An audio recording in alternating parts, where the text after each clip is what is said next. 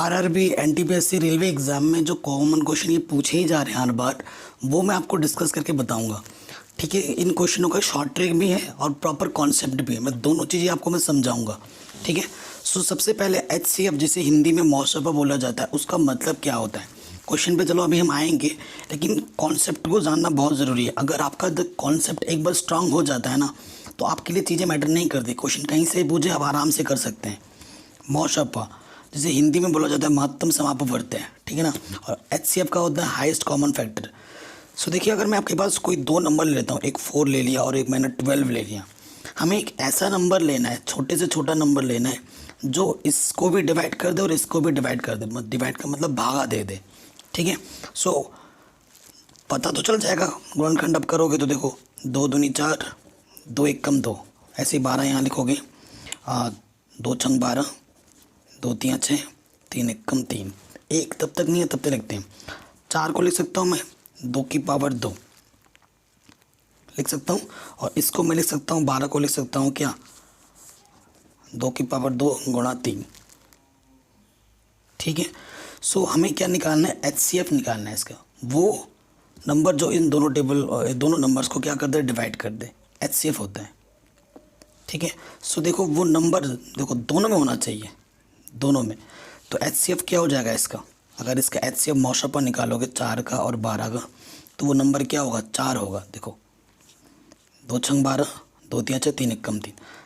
तो दोनों में होना चाहिए वो नंबर। इसमें भी 2 है और इसमें भी 2 है। 2 लिखोगे और न्यूनतम पावर लेनी है। इस पर 2 की पावर 2 है और इसमें भी 2 की पावर 2 है।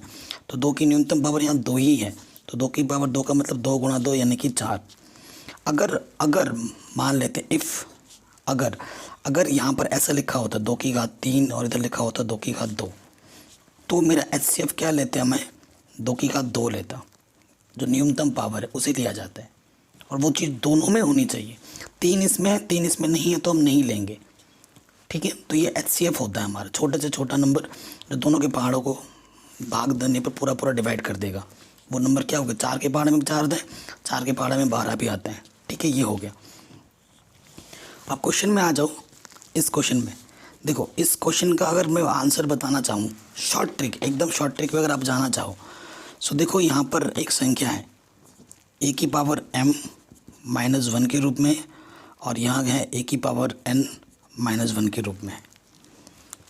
ठीक है, नंबर देखो यहाँ पर भी -1 और यहाँ पर भी -1 है। क्वेश्चन आपको ऐसे ही आएगा, और ज़्यादातर क्वेश्चन जो पूछे जाएंगे ना, वो एचसीएफ निकालने के लिए पूछा जाएगा, मौशपा निकालने के लिए पूछा जाता है।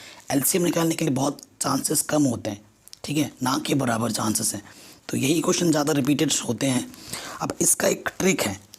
ट्रिक क्या है, देखो जो एक फॉर्मूला आप समझ सकते हैं कि अगर आपके इस टाइप के क्वेश्चन आते हैं ना, तो उसका जो फॉर्मूला होता है, ए जो आपके पास m और n होने चाहिए ना, ये जो m है, ये जो n है, देखो m और n दोनों होने चाहिए ऑड नंबर्स। ऑड का नंबर मतलब क्या होता है, विषम संख्या। विषम संख्या जानते हैं ना, विषम संख्या जिस संख्या के एकाएक के स्थान पर 1, 3, 5, 7, 9 होते हैं, विषम संख्या होनी चाहिए।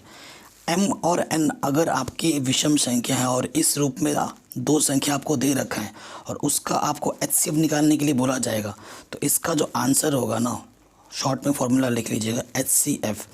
ये जो m और n है, इन दोनों का आप एचसीएफ निकालोगे और यहाँ -1 कर दोगे। ठीक है, जैसे ये क्वेश्चन है, मेरे पास m के प्लेस पे कितना है 45, और n के प्लेस पे कितना है 35।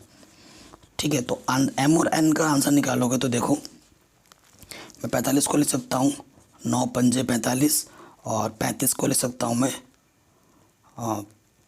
5 सत्ते 35, है ना, 7 गुणे 5। तो एक संख्या जो दोनों में कॉमन है वो क्या है, 5 है। तो जो एचसीएफ होगा ना, गुणनखंड विधि से निकाल सकते हो आराम से, 5 आ जाएगा। तो एचसीएफ कितना है मेरा, 5 है।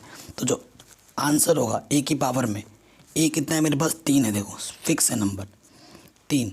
घात में m और n का एचसीएफ कितना है, 5 आया, -1। अगर ये ऑप्शन में होगा तो इसे टिक कर दोगे, या फिर सरल करके करना होगा। 3 की घात 5 को अगर हल करोगे तो आपको मिलता है 243 में से 1 घटा दोगे तो आपका आंसर आ जाएगा 242। ये आंसर है। अगर यही क्वेश्चन इस रूप में होता ए की पावर m + 1, ठीक है, और यहाँ पर भी होता ए की पावर n + 1, तो एच सी एफ निकालने का कैसे फॉर्मूला होता, वही होता, एक ही घात एच सी एफ एम और एन का निकालते और यहाँ +1 कर देते, ये हमारा आंसर हो जाता। ठीक है, जैसे देखो ये वाला क्वेश्चन है, प्लस प्लस में मैंने ले लिया है। ठीक है, सो इस क्वेश्चन में क्या होगा, ए फॉर्मूला लगेगा ए एच सी एफ किसका, एम और एन का, और प्लस में 1 कर देंगे। ए के प्लेस पे कितना है, 4 है, इसका एच सी एफ निकालना 4, 63 है, 9 है।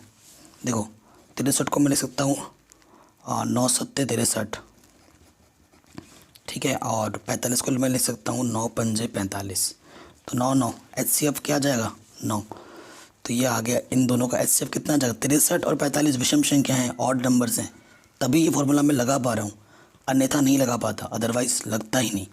यहाँ +1 कर दो, इसको सॉल्व कर दो और आंसर आ जाएगा। ठीक है, अगर मान लो कि आपके पास ये क्वेश्चन आ जाता है, एक माइनस में है और एक प्लस में है, ठीक है, इस 3 की पावर 45 -1 है और 3 की पावर 35 +1 है, सो इसका अगर एच सी एफ निकालने के लिए बोलता तो आंसर क्या आता, 1 है। जैसे अगर आपके पास 2 नंबर दे दे 2 और एक नंबर दे दे 5, इसका एच सी एफ कितना होगा 1। ठीक है, इसका कोई कॉमन फैक्टर नहीं निकल पाता है, तो इसका आंसर क्या होता है 1। जिन दोनों नंबर का कोई भी कॉमन फैक्टर नहीं होता है तो उसका एच सी एफ ऑलवेज 1 होता है।